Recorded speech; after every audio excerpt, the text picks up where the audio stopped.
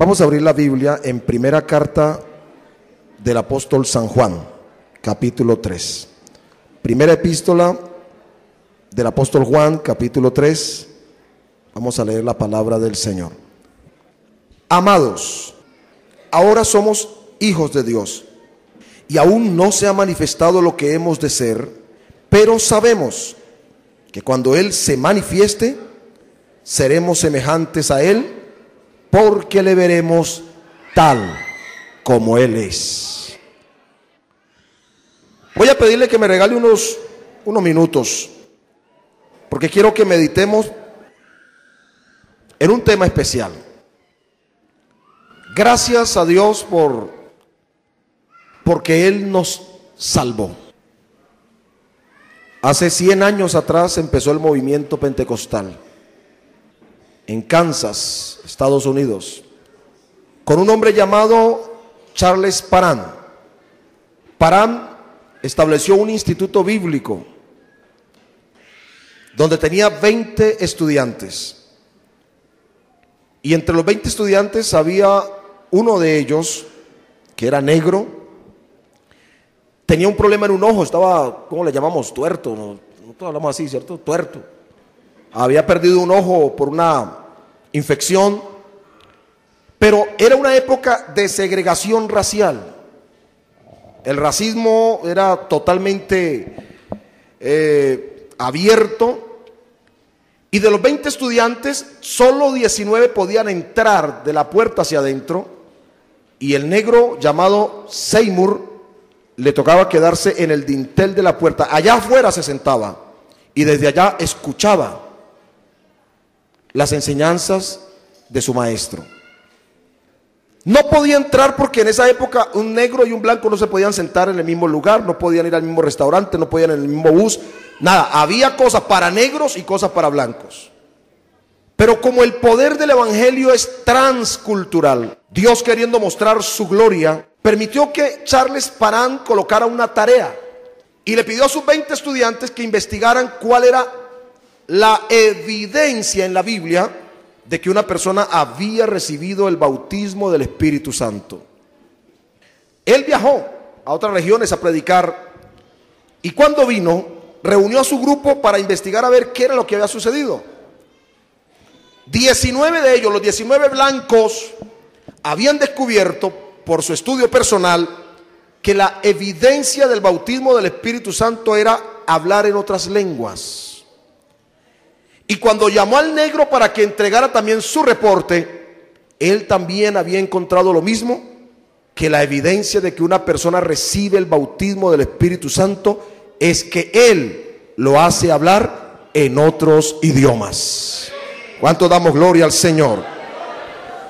Eso fue revolución. ¿Cómo era posible que 20 estudiantes, cada quien por su parte, sin tecnología, no había internet, no habían computadores, nada de esas cosas, pero estudiando la Biblia descubrieron eso? Empezaron a orar para pedirle al Señor que si eso que acababan de descubrir era cierto, que entonces se manifestara en ellos.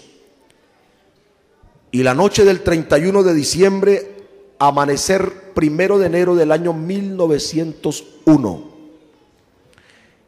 en aquel establecimiento, en ese instituto, esa noche, en una vigilia, por primera vez en el siglo XX, el Espíritu Santo se manifestó, bautizando a 19 de los estudiantes, quedando ellos hablando en otras lenguas por el Espíritu Santo.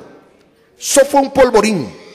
La noticia corrió por todas partes, y claro, los trinitarios de la época eran enemigos de eso. Ellos decían, eso no es para nosotros, no es para esta época, eso era para los apóstoles, era apostólica, era para evangelizar. Todos los argumentos que ustedes seguramente han escuchado. Pero el negro, que no podía entrar, no recibió el Espíritu Santo. Charles Parham tampoco lo recibió esa noche. Pero Charles Parham empezó a predicar con una convicción sobre ese fenómeno del Espíritu Santo, hasta que un día también fue bautizado con el poder del Espíritu Santo. Sin embargo, Seymour el negro dice que él buscaba a Dios con una intensidad sin límites, con una pasión, porque él quería experimentar si eso que habían descubierto a través de la Biblia era verdad, era cierto. Él quería tener la experiencia de hablar en otras lenguas por el Espíritu Santo. Y lo invitaron a una congregación a predicar, una iglesia trinitaria de la época.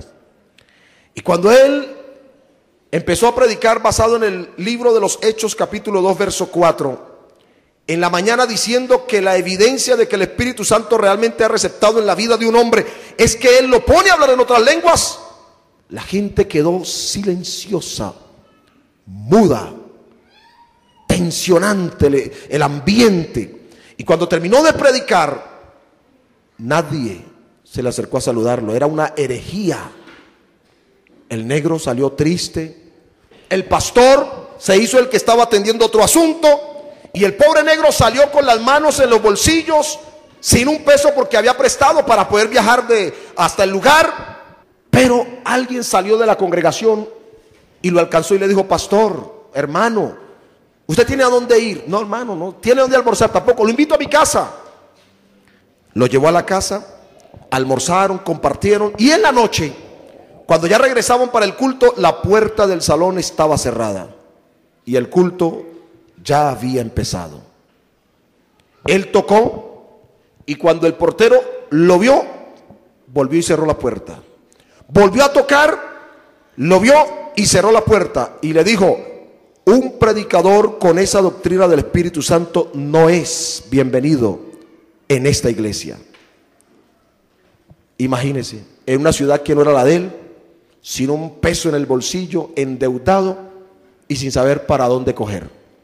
El mismo hermano que lo había llevado a la casa le dijo: hermano, pues amanezca en mi casa y miramos a ver cómo hacemos para unirle para el pasaje para que se regrese. Y esa noche, allá, en ese lugar, el hermano le pidió permiso para hacer un devocional. Y estaba el señor, la esposa, los hijos y Seymour. Y todos empezaron a orar. Él empezó a compartirle nuevamente la experiencia que había ocurrido en Kansas. Y mientras él oraba por ellos, el Espíritu Santo bautizó a esa familia. Imagínense ustedes. Pero ocurrió el desorden. Yo creo que nosotros vamos a tener que volver al desorden otra vez. Necesitamos otra vez que el fuego del Espíritu Santo fluya, que corra, porque Él ha sido el secreto de la iglesia a través de los siglos. Esto no es de los predicadores, porque a veces nosotros podemos pensar: como predico bien, como Dios me usa. Hermano, eso no es de los predicadores, esto no es por conocimiento ni... Aquí el único que tiene el poder y la autoridad se llama Jesús de Nazaret. Si usted lo cree, denle una alabanza fuerte al Señor de la gloria. Eso fue un desorden esa noche. Un desorden, un escándalo, una bulla, que los vecinos empezaron a correr. ¿Qué pasa donde los vecinos? ¿Qué pasa? Y todo el que entraba por la puerta caía bajo el poder del Espíritu Santo. Era una casa que quedaba en toda una esquina en la calle Azusa. Y a partir de esa noche, año 1906, por 3 años de día y de noche, no cesaba el poder del Espíritu Santo de manifestarse, de hacer obras extraordinarias, de hacer milagros maravillosos y de salvar pecadores, porque el fuego de Dios había usado a un blanco, pero también estaba usando a un negro, porque Dios no hace acepción de personas. Así que esta noche estamos aquí, ¿sí o no? Y me siento en mi ambiente.